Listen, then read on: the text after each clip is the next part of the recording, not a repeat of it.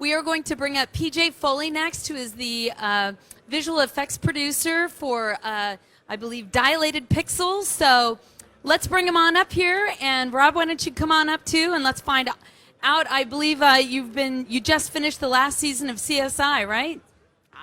Awesome. We're here with PJ Foley. Hello. From Dialated Pixels.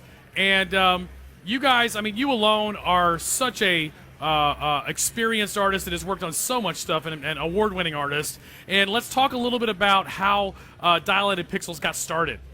Well, it was about 5 years ago. Met with some guys who were producing a movie, creature film, and they... Can you guys hear PJ okay?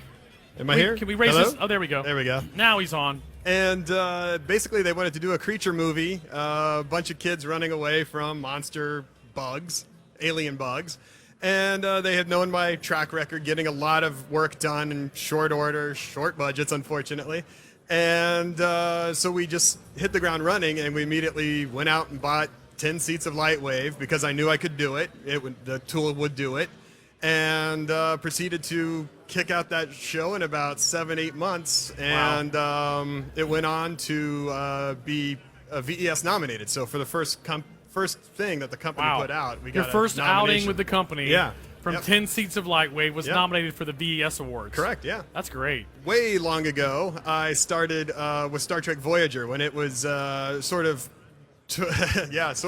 making its final transition to 100% CG. They did build physical models for that show, and they lasted a season.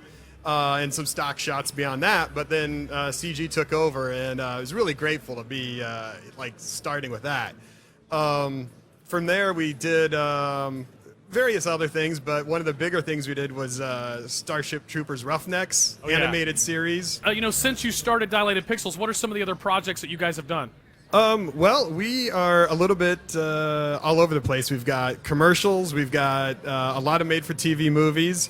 We just finished a season of CSI, doing all the CG for that. What's kind of cool is we dabble in production as well, so we've done music videos, and we get to see that all through post-production, which is great. Which music videos have you guys worked on? We worked on a Kid Cudi video most recently, and Marilyn Manson. Oh, wow. In a lot of cases, the directors are really crunched for budget, so they're just grateful to get what they can. So we give them all kinds of eye candy we want to do, and they like it. So what is it about Lightwave that you guys love in your pipeline, and what does it facilitate for the great work you do for Sci-Fi Channel and other things? Well, the thing that I like a lot is, looking at it as a producer, first of all, I like to have the labor pool. A lot of talent is out there where I can get a certain kind of artist, certain kind of animator, modeler, particles guys, that kind of thing. But also, I guess on the converse of that is that there's a lot of generalists. So I can get one guy who can fill 5 seats and do a little bit of everything, and they get to keep interested and engaged, and they get to keep making what they want to do rather than getting pigeonholed. And sometimes we do have to assembly line, but Lightwave is more than happy to just kind of fit in that. And we can give things, to a lighter, and he can light 10 different shots all identically to look great and all that. Right. So it's flexible. Has the interchange tool set that we've added been extremely useful in your pipeline, or are you more Lightwave-centric mostly? We have. At one point, we did do a project where a majority of the character animation was done mocap to Maya for tweaking, then exported to Lightwave for rendering and TD, lighting, all that good stuff. And that was more or less a talent pool crunch kind of issue where we just needed a lot of animators. Yeah. And we were able to get them wherever we could and put them in. I love that because, why should you have to say, well, gosh, there's all these great Maya animators sitting over here, but we're not going to, we can't do that because we're Lightwave. So, I mean, the Geometry Cache edition is really important because the whole workflow that's needed for Pixamundo and for what you guys are doing in Stargate Digital, there's been multiple examples of how there's a pipeline for whatever reason, or there's artists that they have that know this other software, and you can plug Lightwave right into that.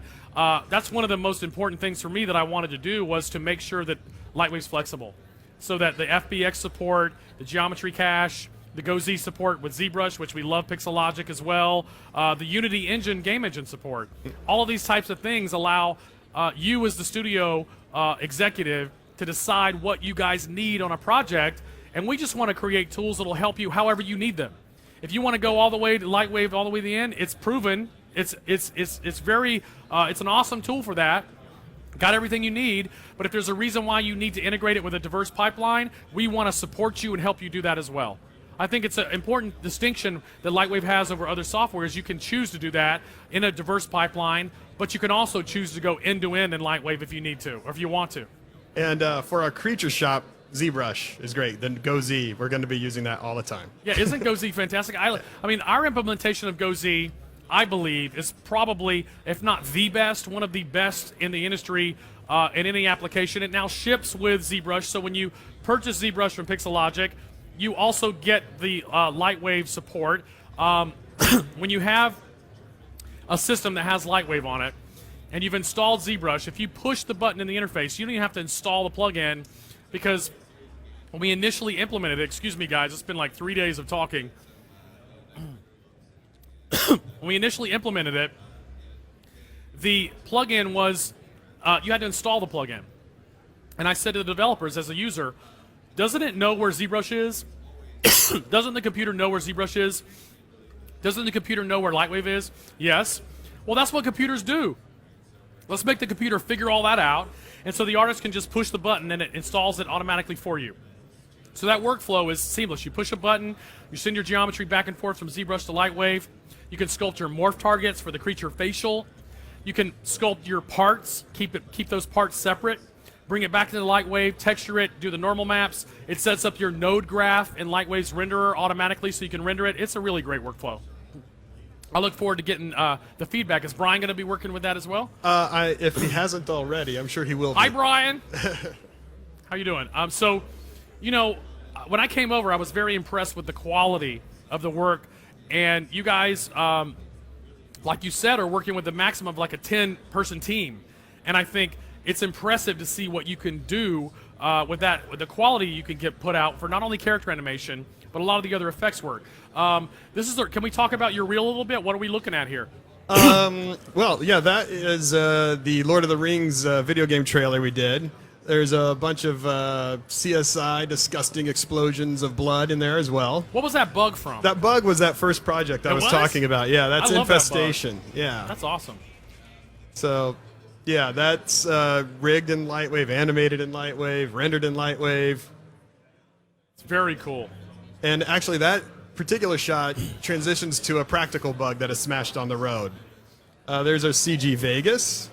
Wow. All 100% CG. Now, what percentage of the CG elements that we're looking at are Lightwave? Nearly everything. I think one comp shot snuck in there. Okay. That's all done with the new TFD. What was the wormhole or whatever that was? That was for Fringe last year. But what was it done with? TFD, Turbulence FD within Lightwave, which Turbulence is a third-party plugin that does volumetric rendering and all of that fire and flame in Lightwave. That's a great plugin. We love them. It's our new favorite toy, and it gets used all the time. What did you use for all those tornadoes? That again was TFD. I love that. Taken to an extreme. It's beautiful. Instances and instances of it. What did you use for the shattering of the snow and the ice? The shadowing was, well, we round-tripped it to 3D Studio Max in that case. That was done a few years ago where the tools were a little different. Yeah. I mean, I think now with our fracture tools that we've added, it's really cool to be able to fracture those objects. And with the Bullet Dynamics implementation 11.5, you know, I can't wait to see what you guys are going to do with that. This is a beautiful shot. That's great. We got a lot of violence on our reel. Wow. So we're shiny feel good right here now. Oh, yeah. This is cool. Yeah, this, again, 100% Lightwave. I think some ZBrush for modeling. There's a fur-covered bear that you'll see show up as well, somewhere in that reel, I think. That was 100% Lightwave as well. Is that Mr. LaBeouf there? Yes, that is. Friend of the company. Wow. Interesting. That's cool. Was your logo also done in Lightwave? Yeah. Yep. That's beautiful. I love the way, you know, it's very cool. So that brings up a point that, you know, a lot of great motion graphics also, Rich Helvey at NBC used Lightwave for a lot of the motion graphics that we see in television production, whether it be Hollywood Insider and those kinds of things, the Jay Leno show. So your reel is very diverse. There's like what was that for the That's no, all. CSI? We're CSI. Wow. We're big experts on bugs. We can't seem to get away from a show that I love bugs. they all need bugs. I love bugs. Awesome. Very cool.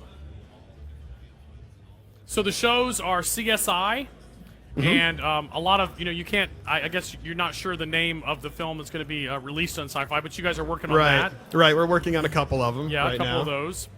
And the trailer, the cinematic, I guess, for the Lord of the Rings game. Mm-hmm. Okay, that's awesome. Yeah, that was for E3, I think, 2 years ago. Very Extreme cool. rush job.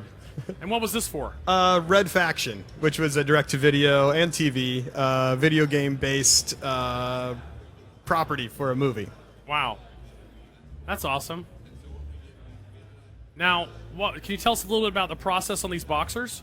Oh, yeah, that's a completely virtual octagon ring for that fighting match. It was Okay. all comped in, just some slight tracking markers on green screens, and let the crew go at it. And we came back with a completely Lightwave generated set there. Well, that's very cool. And the some brain. comp magic, of course. Yeah. And the bear, can you tell us about, was it fiber effects for the shape, for the fur? That or- was Sasquatch. Sasquatch, okay. Yep. Awesome. But 100% rigged in Lightwave, We built love in Lightwave. Steve Worley. Steve Worley's been such a great asset to the Lightwave community, and is such a smart developer. We've all benefited from his tool sets and love his work. Awesome. Very cool. Well, is there anything else? Any tips that you would give, or anything you want to mention? Any upcoming projects? Well, I don't know. I think we're looking forward to all the new advances in Lightwave. What are the new features that you've seen that excite you guys the most that you think will be beneficial for your work? Well, right now the data interchange is going to streamline things for us a lot. When in fact we just set up part of our next project's workflow is based on that. So when we need a couple different things for our character, we're going to round trip it to Maya and then back. Right. It's still going to be animated in Lightwave, but and rendered. But yeah, we're going to give it a little finesse in Maya and bring it back in. That's awesome. Yeah. I love the fact that you can decide where you want to implement Lightwave, plug it in as a plug-in to some other pipeline, or go all the way end to end. It's really allows you to be flexible, so that when jobs come into your studio, you make the call, you use it where it makes sense. And I think it's important to point out that Lightwave for $14.95 comes with this unlimited render engine that you've seen all day, and all the reels all week actually. Award-winning rendering for 20 years, from Babylon 5 in the beginning all the way through the Star Trek shows to Serenity, Firefly, the great work that we've been showing in Amazing Spider-Man, The Walking Dead, all those shows, CSI. That renderer is built in Lightwave. So when you purchase the software, there's no exporting to an external render unless you want to. If you want to, you can do that too with the interchange tools. So, yeah. And as putting on my producer hat, I can't emphasize enough how much that render license flexibility is important, because we never have to think about that. Yeah. If we get more machines, we have more renders as well, and we're good to go. yeah, unlimited render nodes of that quality is extremely valuable. And it's one of the assets of Lightwave that I think are amazing. And the software is production proven for 20 years, which is another big thing. You ask around and you look at other softwares, there's not many that are production proven for 20 years doing all these award-winning shots, where the studios have been giving feedback for the workflows for 20 years, which is important.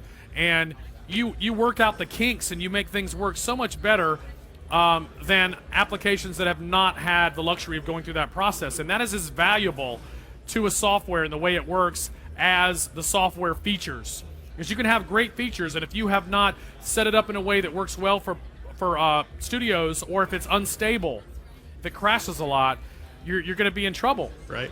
Yeah, we're so happy to have you as part of the Lightwave family. Yeah. Thank you. All right, thank you. All right.